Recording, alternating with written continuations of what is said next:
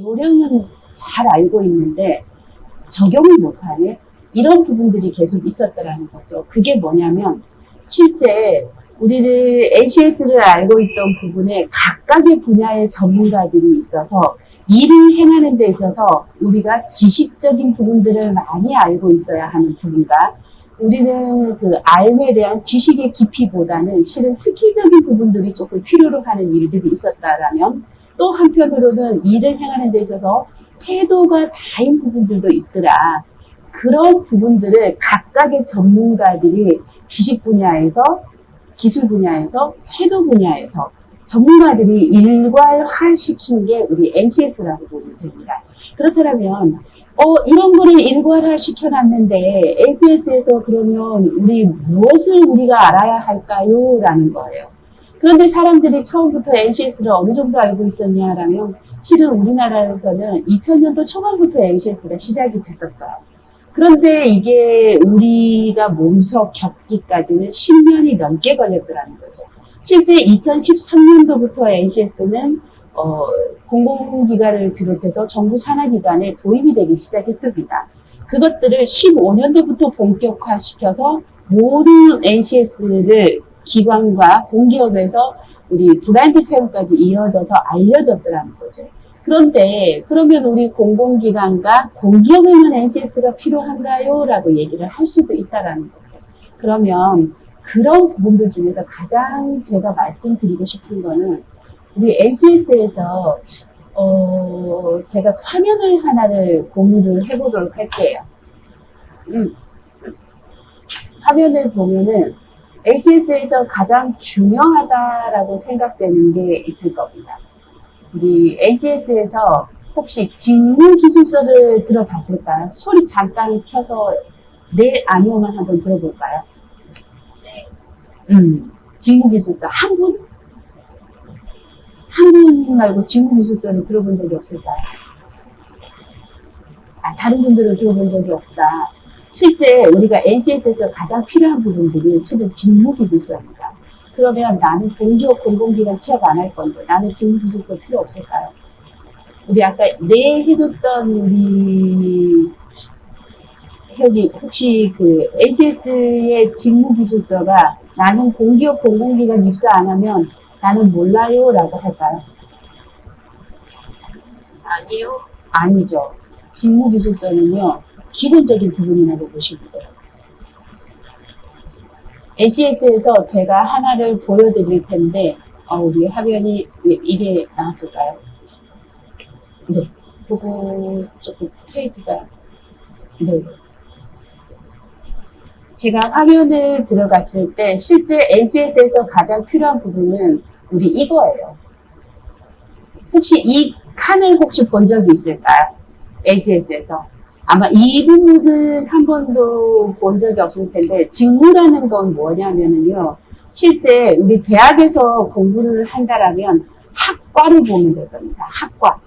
대학에서 볼 때 우리가 학과라고 하는 거를 우리가 NCS 분류체계 세 분류로 들어가게 돼요. NCS 내부 안에 들어가게 되면 뭐가 있나요? 대분류, 중분류, 소분류, 세분류라는 게 있는데 대분류는 지금까지 한 번도 NCS가 도입이 돼서 지금까지 변함없이 24개가 그대로예요. 더 개발이 됐던 거는 5번의 교도 국방 분야가 조금 더 지금 개발해서 오는 부분이 있지만 실은 NCS가 그 이상의 수준의 필요로 하는 부분들, 그러니까 조금 더 정말 우리가 생각하는 연구 기술 분야의 전문가라 하는 그 분야에는 실은 NCS가 필요가 없는 부분들이죠. 그런데 우리가 모든 NCS에는 한 80% 정도가 NCS의 모든 직무에 다 적용이 된다라고 보시면 돼요. 그렇기 때문에 직무기술서가 필요한데 대분류 아래 중분류가 우리 24개, 대분류가 24개, 중분류는 81입니다. 예전까지는 85개였는데 줄어들기도 했다가 조금 더 개발이 되면 늘어나기도 했다가 바뀌기도 한다라는 겁니다. 그러면 그 아래 세분류는 몇 개일까요? 지금 현재는 261개의 직무가 있어요. 그리고 그 아래로 내려가게 되면 우리 능력단이라는 게 있습니다. 어떤 기술들은 능력단이라는 게 있는 것도 있고요. 아직 미개발된 부분도 있고요. 그런데 이 직무라는 세 분류에 있는 거는 학과라면 이 능력 단위에 있는 이 부분들은 뭐냐면 교과목이라고 보시면 돼요. 실제 학과 안에 교과목들이 여러 과목들이 있잖아요. 그 과목들 중에 내가 필요한 거, 그거를 우리가 하나하나를 능력 단위 요소라고 평을 하는 거죠. 거기 아래 보면 저희가 다른 거는 몰라도 돼요. 직무기술서에서 가장 중요하게 보는 부분들은 우리 그 기초 영역 부분의 인성이라는 부분과 이 능력 요소 안에 있는 수행 증거라는 거예요. 수행 증거는 어떤 거냐면 앞서서 제가 얘기를 했을 때 어떤 사람은 일을 참 잘해. 잘하는데 성과가 안 나네. 이것만 잘하면 이 사람은 조금 더 많은 성과를 낼 수 있을 것 같은데, 왜 이게 안 될까? 그 부분을 보시면 된다라는 거죠. 실제 ACS에서 필요한 부분이 지식과 기술과 태도인데, 예전에는 우리가 이런 부분들이 어떤 직무에서는 많이 필요로 하는 부분이 있었겠지만, 우리가 그 각각의 분야에 어떤 부분에서는 지식보다는 기술적인 부분들이 많이 필요로 할 거고, 또 서비스 분야에서는 태도가 그 몫을 다 할 거라는 거죠. 각각의 본인들이 갖고 있는 그 능력들이 다 다르더라. 그래서 우리가 이거를 실은 필요로 하고 있다라고 보시면 돼요. 그래서 ACS에서 우리가 이 부분을 가장 우리가 기준 있게 가져간다면 실제 우리가 어떤 걸 가져가 봐야 될까요? 그게 바로 직무기술서입니다. 직무기술서인데 실은 그 직무기술서 안에 있는 부분들을 조금 더 가기 전에 요거 하나를 볼게요. 직무기술서에 우리가 이따가 같이 들어가는 게 직업기초 능력이라는 게 있어요. 직업기초 능력은 뭐냐 그러면 실제 우리가 일을 할 때 가장 필요한 인성이라고 보시면 됩니다. 그런데 우리 요즘에 보면 면접 준비를 하는 취준생들을 보고 있다라면 대부분 무엇을 준비를 하고 있냐면요. PT 면접. 프레젠테이션 발표 면접을 준비를 하고 있고 또한 토론 면접을 준비를 하고 있는데요. 토론 면접 안에는 토의와 토론이 같이 접목이 돼 있어요.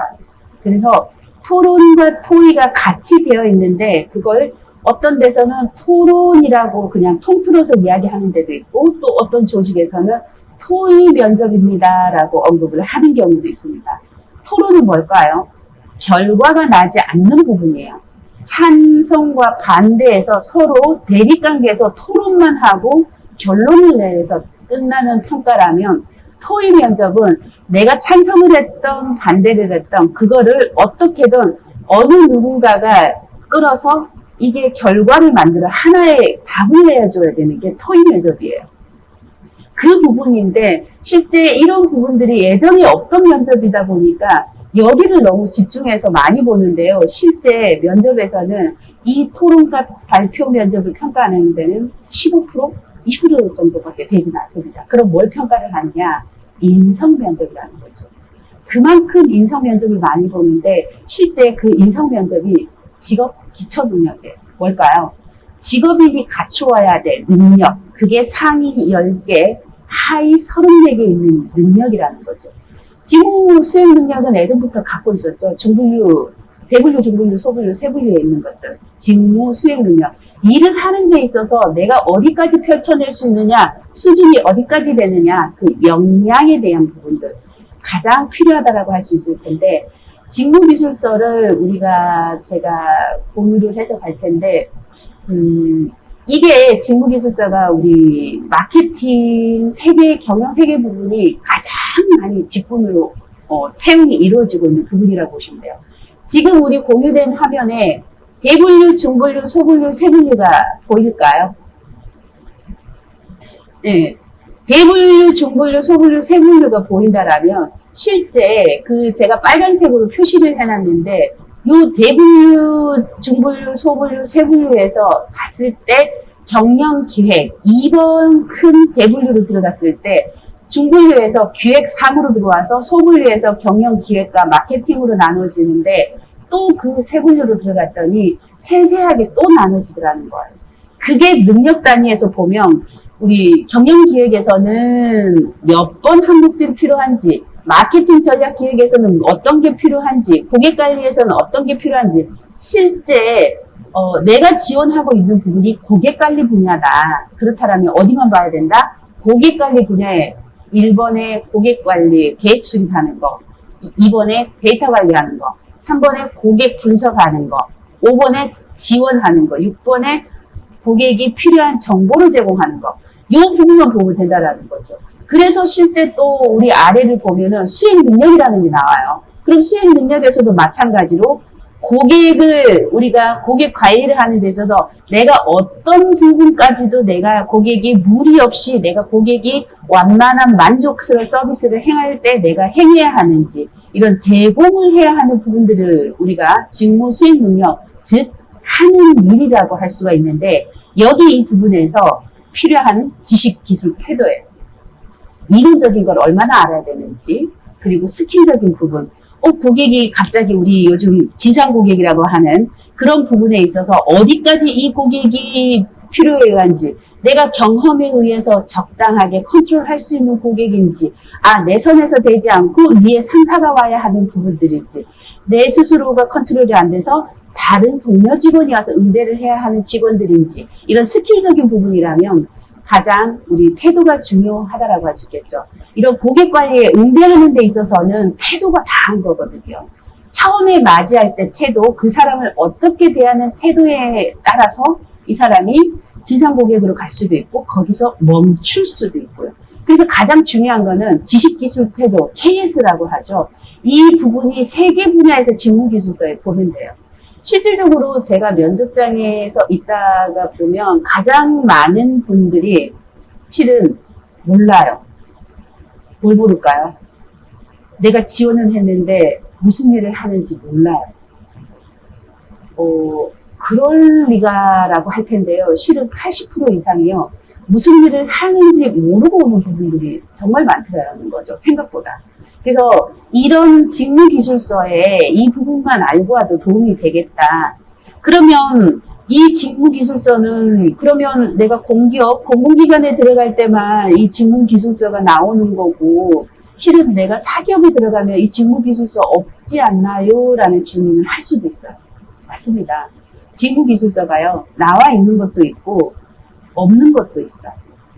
그러면 이 나와 있는 부분들은 조금 더 시스템이 체계화가 잘 되어 있는 조직. 직무기술서로 오픈을 해주죠. 근데 이게 안 되어 있는 조직에서는 우리 어떻게 해야 될까?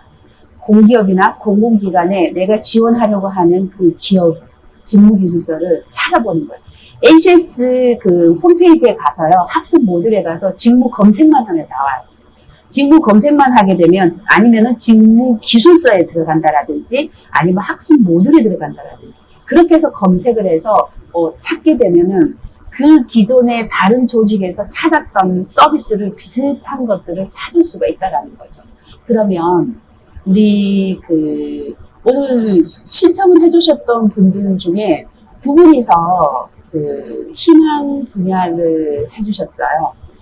세 분이구나. 한 분은 공기업이라고만 작성을 해서 구체적으로 어느 조직인지는 오픈을 하진 않았고 그냥 공기업이라고만 되어 있고 또 한 분은 문화 기획 분야를 지원을 관심을 있다라고 얘기했고 또 한 분은 호텔 관련 서비스업이라고 나왔어요. 근데 우리가 지금 공기업이나 문화예술 기획이라든지 이런 부분들은 직무기술서가 있어요. 그런데 호텔 서비스 관련된 부분들은 세세한 직무기술서가 없어요. 그럼 어떻게 해야 될까? 요 비슷한 관련된 기술을 찾아야 되겠죠. 그래서 제가 먼저 그러면 방금 첫 번째 올려서 오픈이 되었던 거는 공기업에 대체적으로 찾는 부분이라면 우리 지원 부분이 있다가 제가 요게 끝나고 나서 질의응답해서 가는 부분들을 조금 얘기를 해보도록 할게요. 이력서 쓰는 부분들을 어떻게 연결을 하는지. 그러면 문화예술기획에서는 실질적으로 문화예술에서 대분류를 보는 거예요. 그럼 어디 사업관리에 대한 부분으로 들어가서 우리 찾아보면 중분류에 문화예술 부분이 나오게 됩니다. 문화예술 디자인으로 와서요. 그러면 문화예술 행정에 문화예술 기획으로 들어가는 거죠. 그래서 그 아래 능력 단위를 예술 기획에 있는 부분, 그래서 그 아래에 필요 지식, 기술, 태도에 관련된 부분들. 제가 여기에 그 조직에서 직업기초 능력 영역 부분을 오픈이 된 조직도 있고 그렇지 않는 조직도 있는데요. 대부분은 어떤 기초 영역이 필요한지가 오픈이 되어 있습니다. 이 부분을 한번 참고를 해서 본다라면 우리 호텔 서비스 분야를 한번 볼까요? 조금 전반적인 부분들로 나와 있어요. 대분류, 중분류, 소분류의 세세한 부분까지는 없고 실은 내가 이 직무 수행 하는 일이죠. 하는 일에 있어서 필요한 지식, 내가 무엇을 할 수 있느냐, 기술, 그리고 태도에 대한 부분이 나오는데 찾아가는 거를 이렇게 가져가요. 대분류에서 12번에 숙박, 여행 관련된 대분류로 들어온다라면 중분류에서 관광 레저로 들어가서 2번에 그리고 세분류로 들어가는 거야. 그렇게 해서 하위 영역으로 NCS를 찾다 보면 조금 더 도움이 되지 않을까. 그러면 우리 오늘 가장 중요한 본론으로 들어와서요. 의사소통 능력을 조금 더 구체화해서 얘기를 해보도록 하겠습니다. 제가 조금 질문을 한번 드려보도록 할게요. 오늘 NCS를 오픈을 하면서 의사소통 능력 하나로 면접과 자기소개서 작성이 준비가 다 된다라는 얘기를 제가 먼저 언급을 했었는데요. 어떻게 이게 다 준비가 될까요? 혹시 그게 궁금하진 않았을까요? 우리 먼저 혹시 가능하다라면 공기업을 준비를 하고 있는 우리 희망하고 있는 지원자분께 혹시 제가 질문을 드려봐도 될까요? 아무래도 공기업을 희망을 하고 있다 보니까 조금 더 많이 숙달이 되어 있지 않을까라는 거를 제가 감안을 해본다면 한번 먼저 질문을 한번 드려볼게요. 어떻게 자기소개서와 면접까지 이어질 수 있을까요?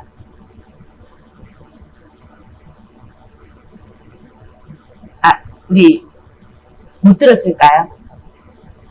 응. 자기소개서, 이력서 잘 쓰고자 하는 법. 제가 이론적인 부분들을 조금 여기서 일부 질문을 받고 조금 나머지를 의사소통 얘기를 한번 해보려고 해요. 여기 부분까지 듣고 혹시 궁금한 점이라든지 아니면은 궁금했던 내용들에 대한 거 말고 우리 실은 여기 다 화면에 가려져 있기 때문에 얼굴이 전혀 보이지 않거든요. 이 캐릭터 상의 얼굴들이 나와 있어서 보이지 않기 때문에 괜찮으니까 우리 한번 궁금한 것들 허심탄회하게 한번 말씀하셔도 괜찮습니다. 오늘은 좀 저희가 질의응답을 해서 가는 부분들을 조금 끌어보고자 이 내용을 준비를 했던 거고 실은 제가 질문을 듣고 조금 어떻게 세세하게 좀 풀어내드릴까라는 부분으로 준비를 해왔어요.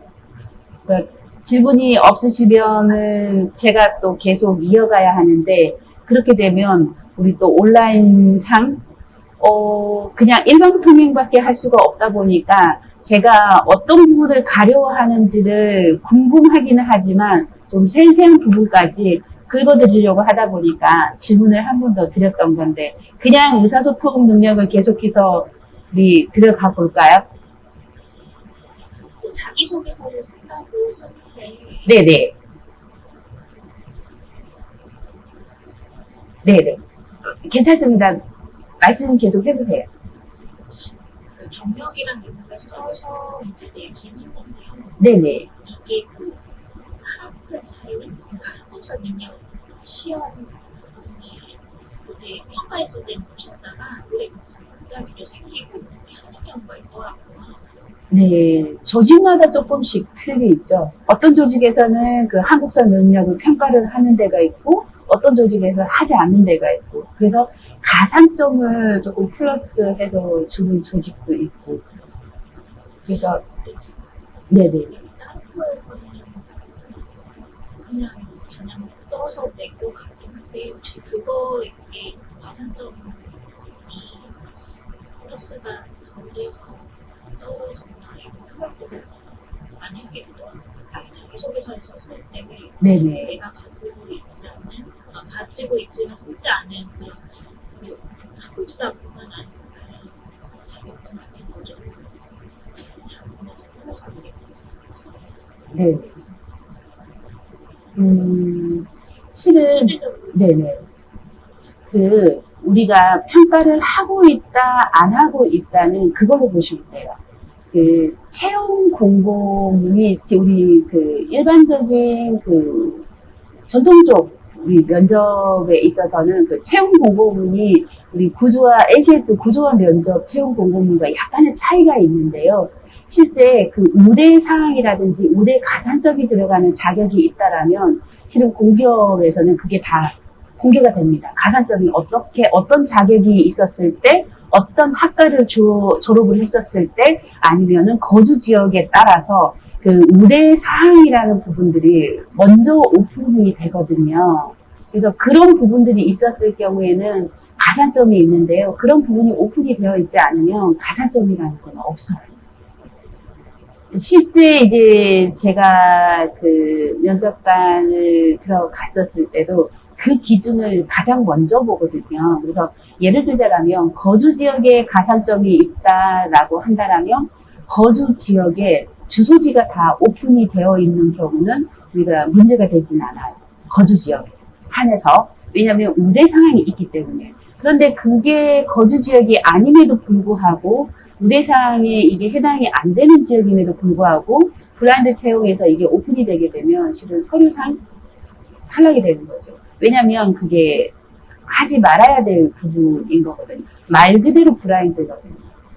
그래서 실질적으로 우리가 이 블라인드 채용에서 보는 거는 그 사람의 직무 관련된 역량 위주로만 평가를 하고 있는 부분이기도 합니다. 그래서 아마 우리 그 선생님이 준비를 했었을 때 채용 공고문의 우대사항에 한국사 능력이 평가가 있었다라면 아마 우대사항에 가산점이 있지 않았었을까라는 생각을 합니다.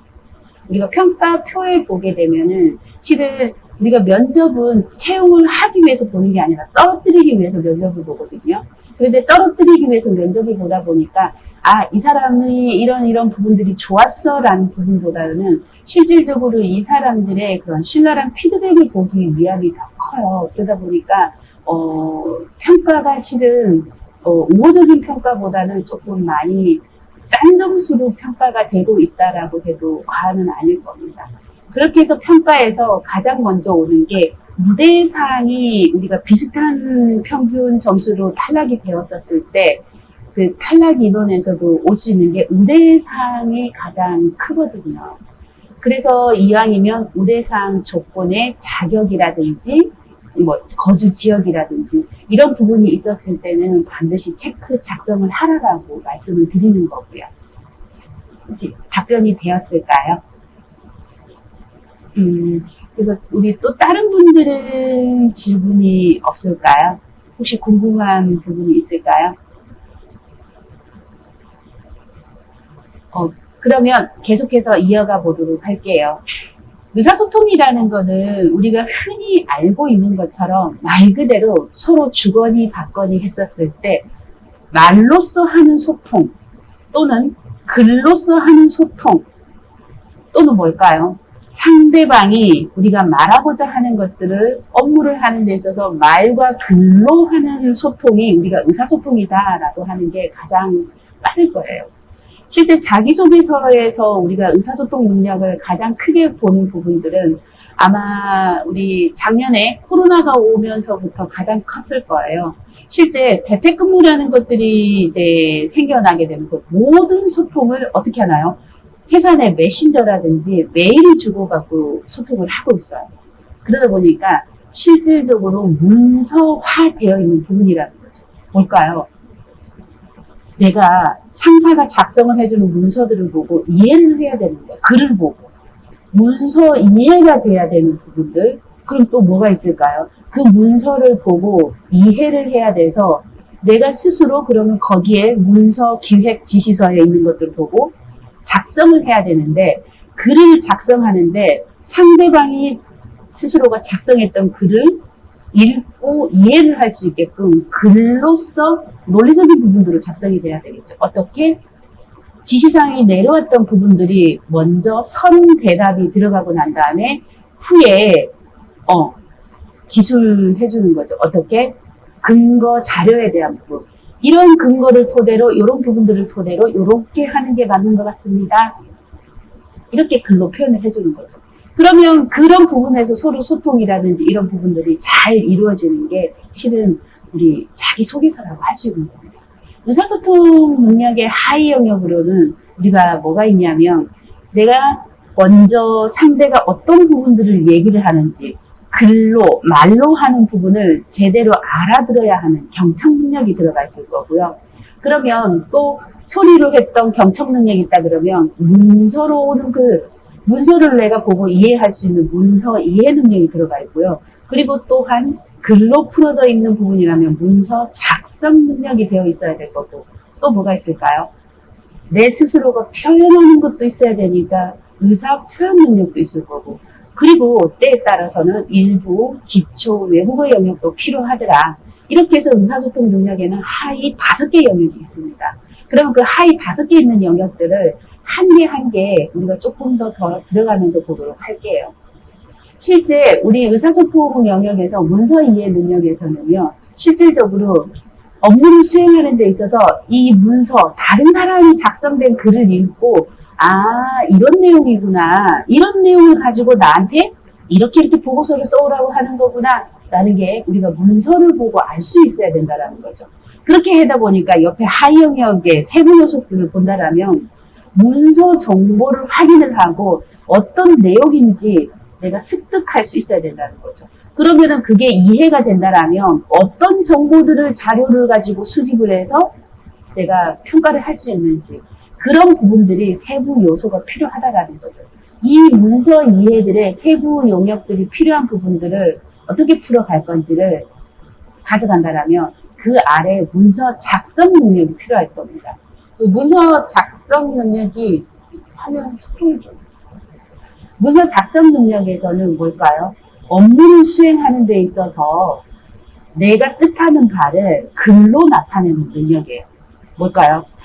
우리 업무를 볼 때는 업무 지시서가 되겠죠. 업무 지시서가 될 텐데 또 우리가 입사를 하기 위해서는 문서, 업무 지시서를 보기 위해서는 뭐가 될까요? 자기소개서예요. 자기소개서를 이 문서 작성 능력으로 자기소개서를 보는데 실제 그렇다 보니까 이 자기소개서를 쓰는 게 그동안에 너무 어려웠었는데 왜 내가 해냈던 부분들을 이 글로 작성하는 게 왜 어려웠는지 뭘까요? 정보 파악이 제대로 안 돼서 그게 뭐냐면 희망하는 기업을 잘 몰라요. 조직을 잘 몰라요. 그리고 또 내가 그 일을 잘 몰라요. 그리고 내가 거기 일에 대한 경험이 없어요. 그렇게 되면은 글로 작성하기가 어렵다라는 거예요. 뭘까요? 두두뭉실하게 똥그림 잡는 것처럼 글이 작성이 돼요. 그렇게 되면은 이거는 내 글이 아닌 거예요. 그렇기 때문에 우리가 이 문서 작성을 할 때는 정확하게 그 상황에 맞는 부분들이 글로 표현이 된다는 거죠. 거기에 반드시 뭐가 와야 되냐면요. 글의 교정이 돼야 돼요.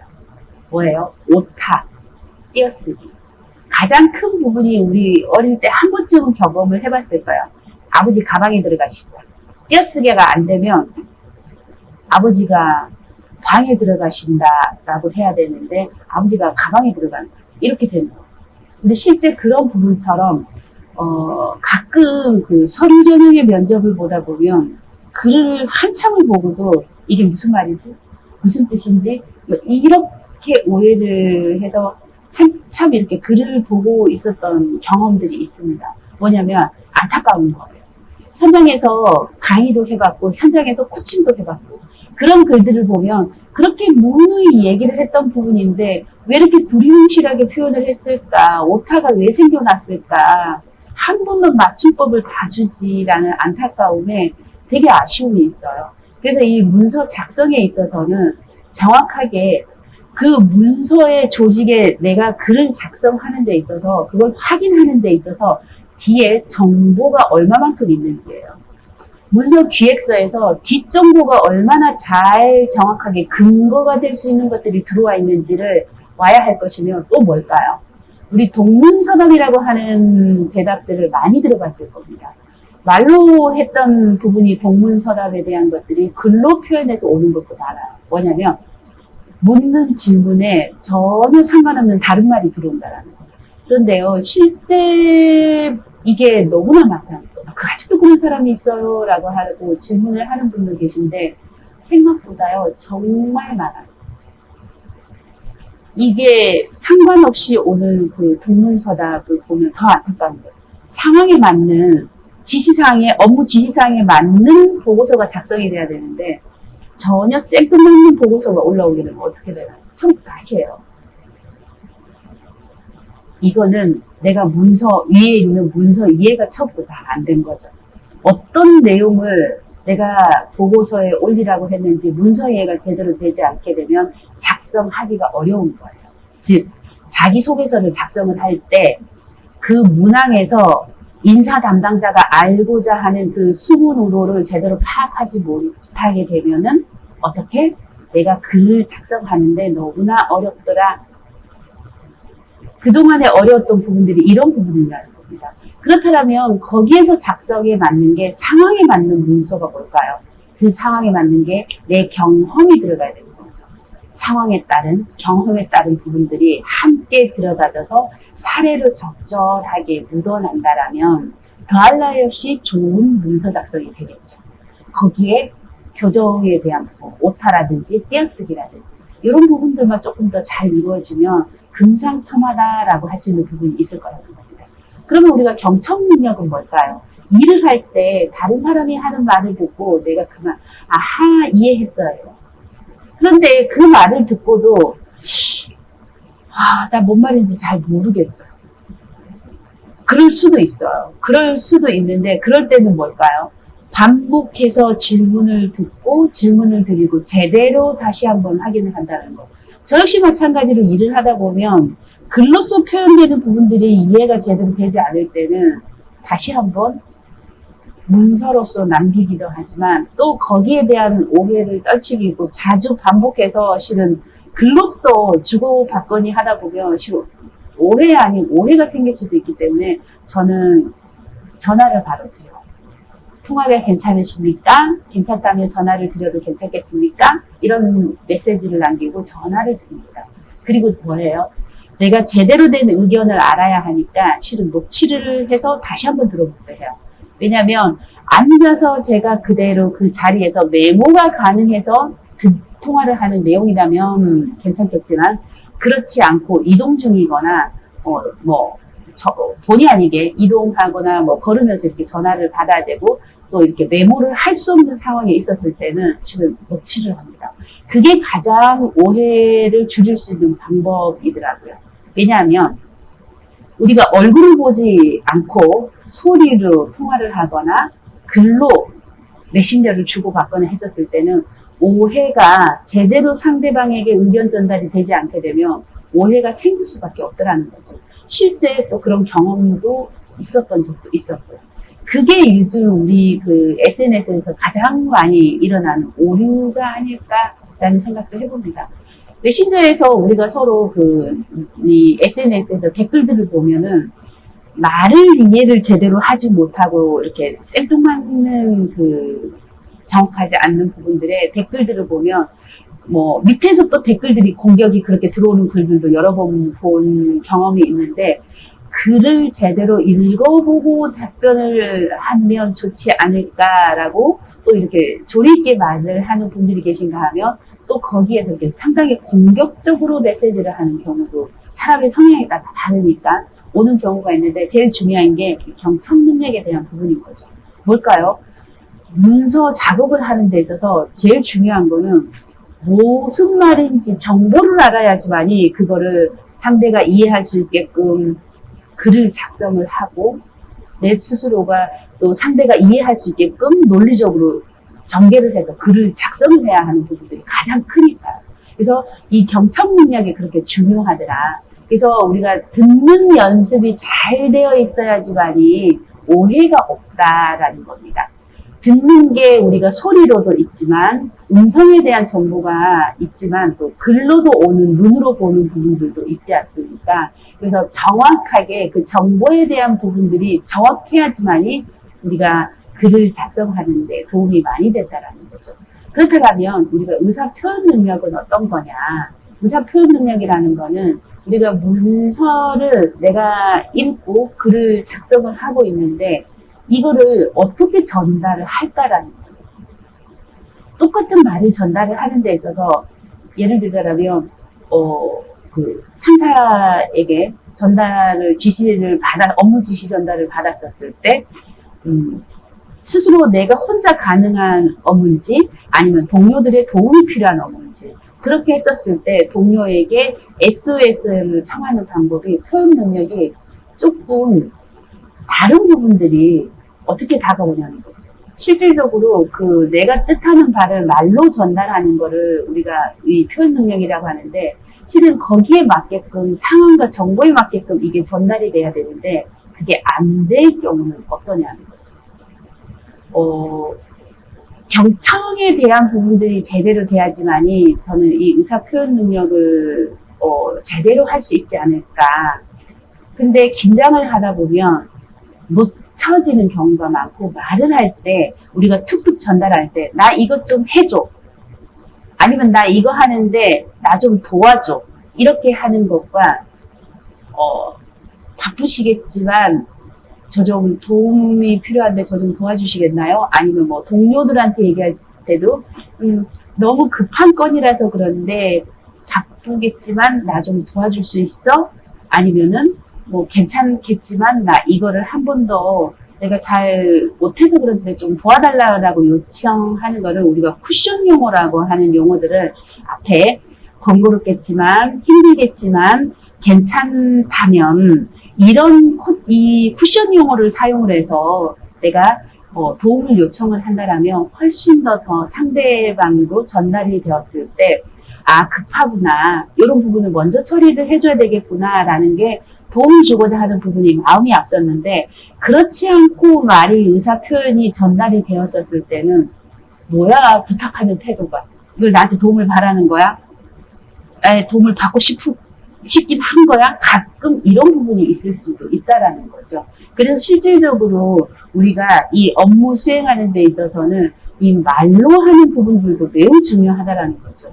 면접장에서 우리가 그 글로 작성된 부분들을 이 의사 표현 능력으로 평가를 받고 있는 부분이라고 보시면 되겠습니다. 그렇다면 외국어 능력은 뭐냐면 일상생활에 해야가 필요한 부분이죠. 어떤 부분에 있어서는 우리가 일을 하는 데 있어서 외국어로 소통할 수 있는데 업무를 하는데 소통할 수 있는 부분들 어떤 부분이냐는 거죠. 실질적으로 제가 얼마 전에 치과를 갔었는데요. 그 치과에 외국인 환자가 온 거예요. 외국인 환자가 왔는데 간호사 두 분이 전혀 소통이 안 되는 거예요.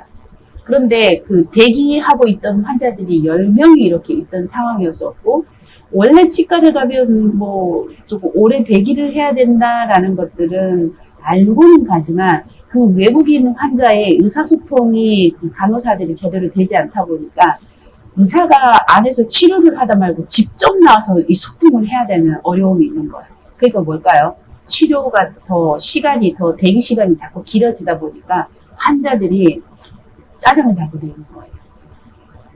그걸로 인해서 오는 부분들이 보면서 이 정도까지는 오는 부분이면 이 외국인이 그래도 조금의 한국어를 알고 있다라면 간호사가 거기까지는 무리 없이 소통을 할 수 있을 것 같은데 그런데 우리가 바디랭귀지라는 부분들이 있어서 소통이 되면 더 좋을 텐데요.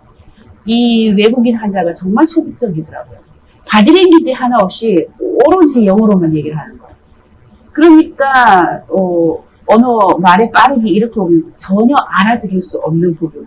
실질적으로 우리가 업무를 할 때 어느 정도는 기초적인 부분들은 이 병원에서 이런 정도의 환자가 올 수 있겠다. 손으로 아래 위로 부분만 있어도 여기가 아파, 여기가 아파.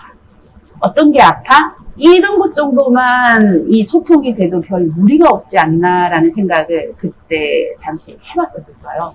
이게 우리가 기초 외국어 능력에 대한 부분이라는 거죠. 내가 하는 직무에 있어서 외국어 소통이 어느 정도까지 되는지 일상생활에서 해야를 능수능란하게 잘하는 게 아니라 업무에 있어서 어느 정도 능력이 되는지 그 부분을 우리가 조금 평가로 본다라는 거죠.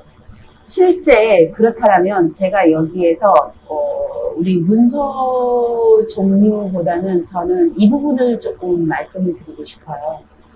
제가 자기소개서 작성을 할 때 가장 중요하게 보는 부분인데 문서 작성에 대한 부분입니다. 글은요, 우리 자기소개서를 작성을 할 때 그런 말을 되게 많이 들어봤을 거예요. 2갈씩 작성을 해라. 면접관이 묻고자, 인사 담당자가 알고자 하는 부분들을 위에 작성을 해주고 밑에는 근거 자료를 내라. 근거 자료가 뭔가요?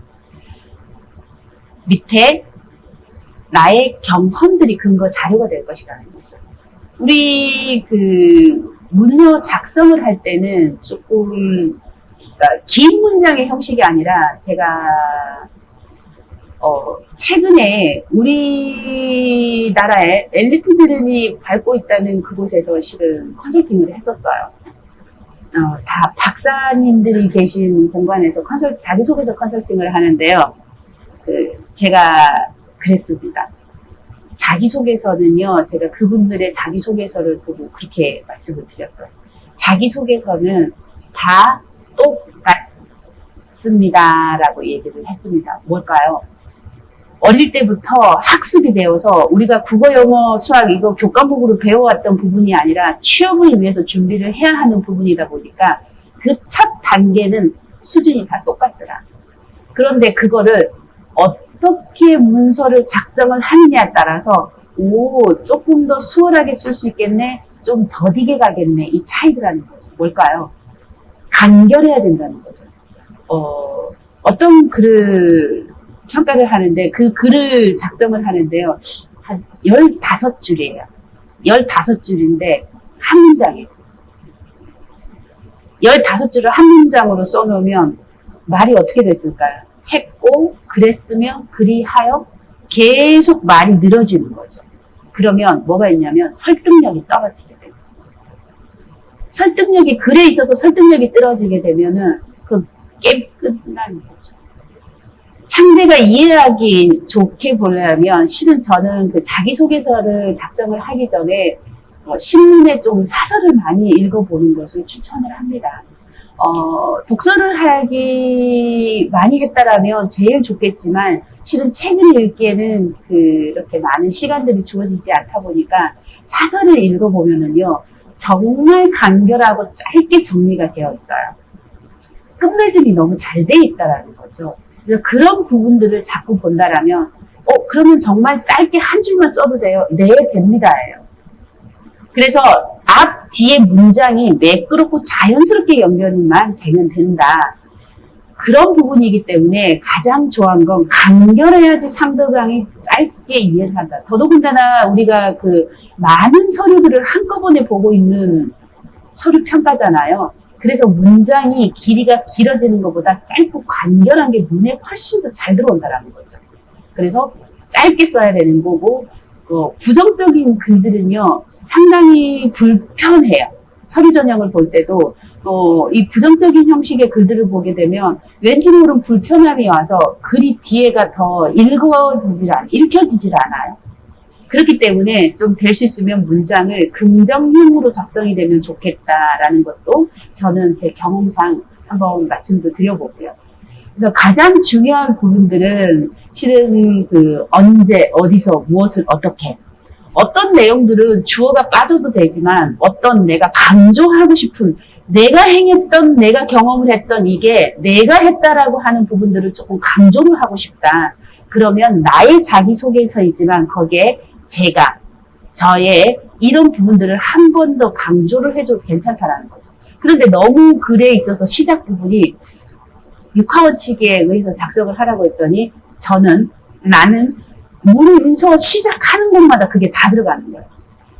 그거는 아니라는 겁니다. 강조하고 싶은 부분에는 한 번 더 문항을 온다라는 거죠. 예를 들자라면 내가 똑같은 글을 쓰는데 강조하고 싶은데 우리가 고맙습니다, 감사합니다, 배려해 주셔서 이런 부분들을 편안하게 해 주셔서 좋았습니다. 이런 글들을 똑같은 말이에요. 고맙다는 말에. 똑같은 말인데 실은 그런 부분들을 글만 갖고 가는 거예요. 자기소개서에서 그런 걸 한번 평가를 해봐라. 실제 우리 김성주 아나운서가 복면가왕이라는 프로를 보면서 MC를 보는데요. 다른 MC들이 그런 진행을 하는 것보다 훨씬 더 듣기가 좋고 진행이 매끄럽다라는 느낌을 상당히 많이 받는데요. 어떤 느낌일까요? 그 프로그램에서 그래서 이 경연대회 프로그램에 김성조 아나운서를 많이 부르지 않나라는 생각을 합니다. 어떤 거냐 그러면 똑같은 인사말이에요. 우리 A 경연자가 나왔을 텐데 상당히 많이 긴장을 했었을 텐데요. 우리 박수로 한번 우리 모셔보도록 할까요? 첫 번째 메시지가 이렇게 왔다면 두 번째 지원자가 와서 노래를 하는 부분에 있어서는 우리 격려의 박수로 한번 모셔보도록 할까요? 응원의 박수로 한번 시작을 해보도록 할까요? 똑같은 말이에요. 그런데 글만 조금씩 표현 능력을 다르게 사용하잖아요. 다 똑같은 말이에요. 그러면 끝났을 때 가수가 노래가 끝났을 때 어떻게 되나요? 우리 감사의 박수 보내줘서 정말 감정이 잘 전달된 무대였지 않나요? 이런 감정이 풍부한 것들을 전해줬던 이 계절의 이 시간에 우리 이 경연에 나와줬던 이 A라는 분께 우리 감정에 대한 부분들을 한껏 담아서 박수 한번 보내드리도록 하겠습니다. 이런 부분들로 매끄럽게 진행을 하는 게 아마 김성조 아나운서의 매력이 아닌가라는 생각을 해봤었어요. 그러면 똑같은 메시지의 의미를 담고 있는 거지만 앞에서 우리 안녕하십니까를 썼다라면 뒤에서는 반갑습니다라는 부분들로 언급을 할 수도 있고 그런 내용들을 조금씩 언어 표현만 다르게 가더라도 우리가 글은 되게 풍성해짐을 느낄 수가 있어요. 그리고 또한 우리가 지금 가장 좋은 시기는 실은 문서 작성을 했었을 때 우리가 평가가 조금 오는 부분들은 그러니까 저는 좀 그런 부분이 있는 것 같아요.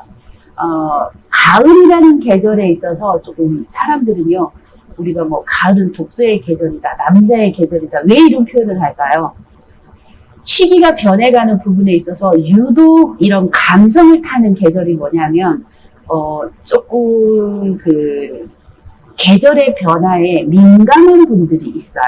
그래서 그런 부분들이 우리 이 서류 전형 면접으로 오게 됐었을 때 글에 조금 더 감성을 풍부하게 담았을 때는 저는 되게 기분이 좋더라고요. 왠지 모르게 그걸 뭐라고 해야 되죠? 정독을 한다고 하나요?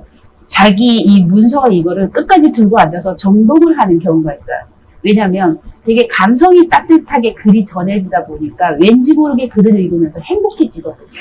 그래서 그런 내용들을 조금 우리가 준비를 해보면 어떻겠느냐라는 것을 저는 그 문서 작성 능력, 자기소개서와 연결하는 것을 언급을 했다라면 우리 이제 면접에 있어서예요. 뭐냐면 실은 똑같은 말을 하는 데도 있죠. 언어 표현을 어떻게 하느냐에 따라서 이 사람은 독서를 참 많이 읽었나 보다. 그렇다고 책을 읽어서 지식의 어려운 말을 사용을 하라는 게 아니고요. 좀 적절하게 책에서 읽었던 내용들을 약간 인용을 할 수 있는 부분들의 이 능력은 돼야 하지 않나라는 말씀을 드리고 싶은 거예요. 그래서 그런 부분들이 왔었을 때 오는 거. 그리고 우리가 그 문서, 의사 표현에 있어서 가장 또 한 가지 제가 덧붙이자라면 실은 우리가 1대1 단독 면접이 이루어지는 게 최근에는 조금 몇몇 곳에 있는 것 같아요. 코로나로 인해서. 그렇지만 그 이전에는 대부분 다대다 집단 면접으로 이루어지게 되는데 실제 내 하나 준비를 하다 보니까 옆에 지원자들에게는 신경이 잘 안 써져요.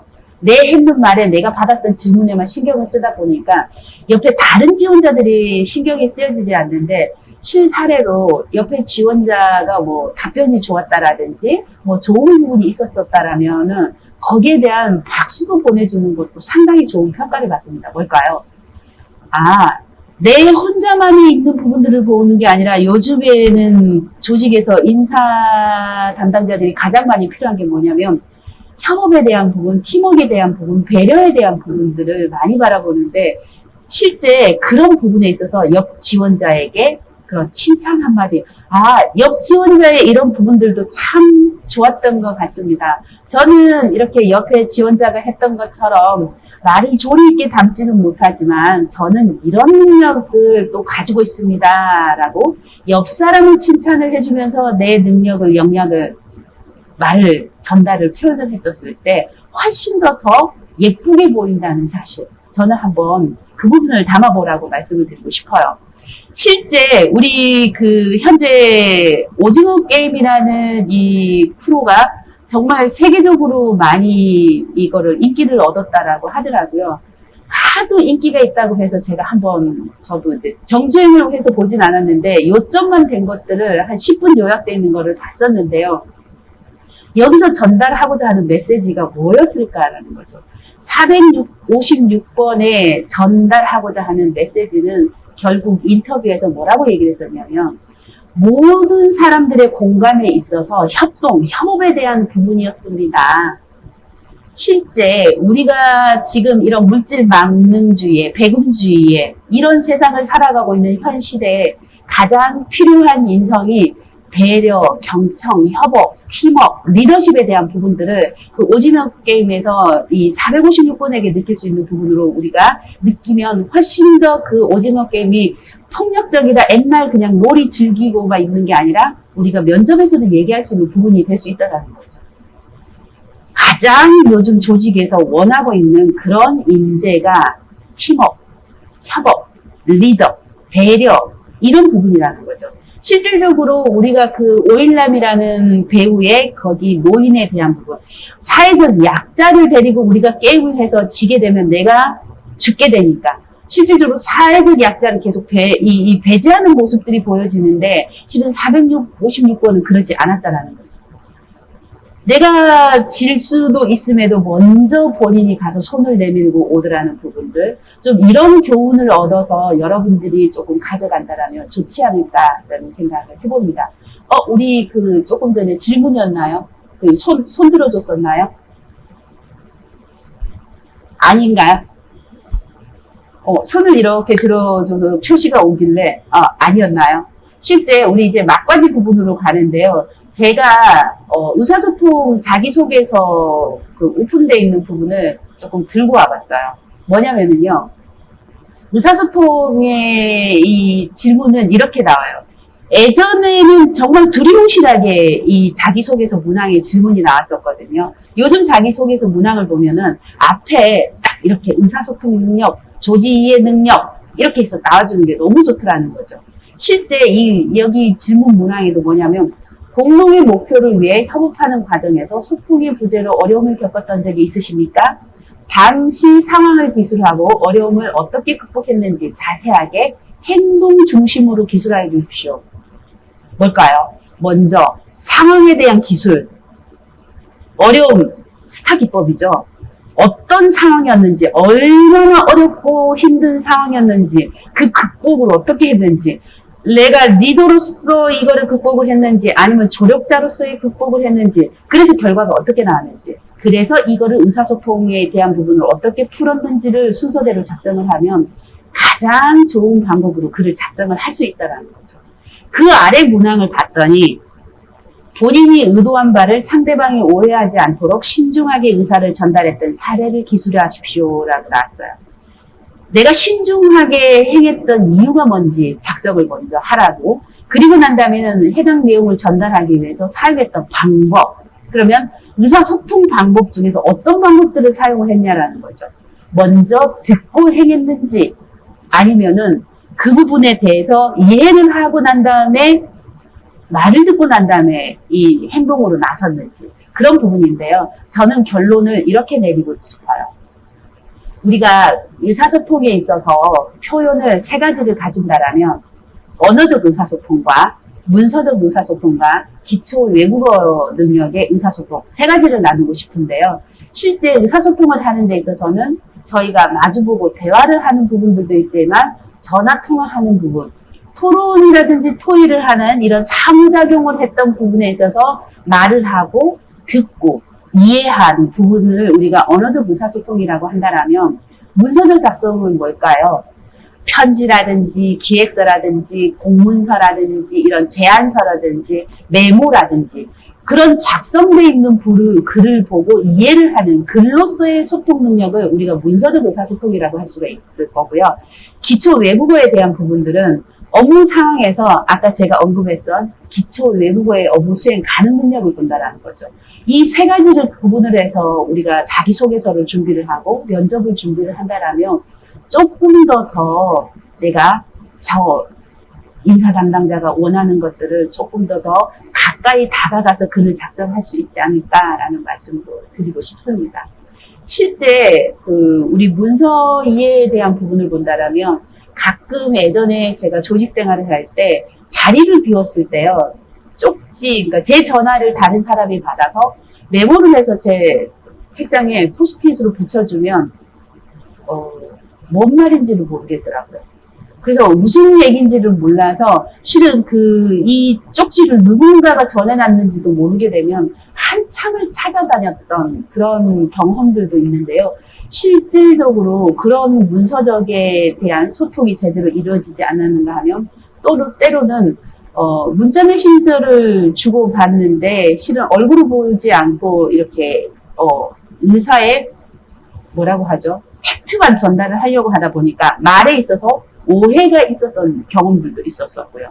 그래서 그런 부분들을 했었을 때 어떻게 내가 가장 적절하게 오해 없이 의사 표현을 할 수, 상호작용이라고 하죠. 서로 주거니 받거니 할 수 있는 게 매끄러운 의사소통을 할 수 있을까? 그게 글로 표현하는 것과 말로 표현하는 것. 이 기준으로 나오면 가장 좋지 않을까라는 생각을 해보게 됩니다.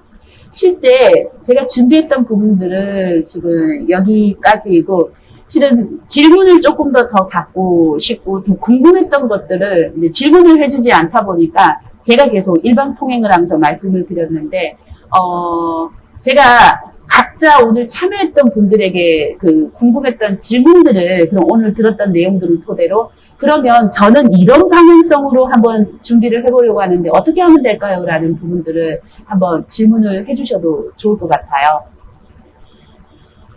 질문이 없을까요?